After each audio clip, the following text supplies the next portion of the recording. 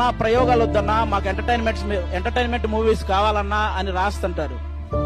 భయ్యా, ఆయన ప్రయోగం చెయ్యకపోతే లవ్ ఫెయిల్యూర్ అయిన ప్రతిసారి నువ్వు స్టేటస్ లో పెట్టే నా ఆటోగ్రాఫ్ లాంటి మూవీ వచ్చుండేది కాదు.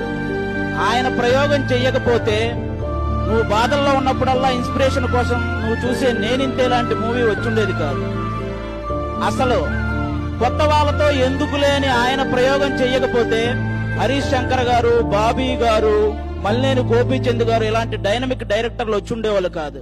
అసలు ఆయనే ప్రయోగం చేయకపోతే ఈ ఇండస్ట్రీలో చాలా మంది అసిస్టెంట్ డైరెక్టర్లుగానే ఉండిపోయేవాళ్ళు, చాలా మంది అసిస్టెంట్ కెమెరామెన్లుగానే ఉండిపోయేవాళ్ళు, చాలా మంది అసిస్టెంట్ మ్యూజిక్ డైరెక్టర్లుగానే ఉండిపోయేవాళ్ళు. ఆయన ప్రయోగం చేశాడు కాబట్టే వాళ్ళు ఏదో ఒకటి సాధించారు, వాళ్ళ టాలెంట్ ని ఇండస్ట్రీకి చూపించారు. అలా రవితేజ గారి ప్రయోగం ఉపయోగంగా మారిందే తప్ప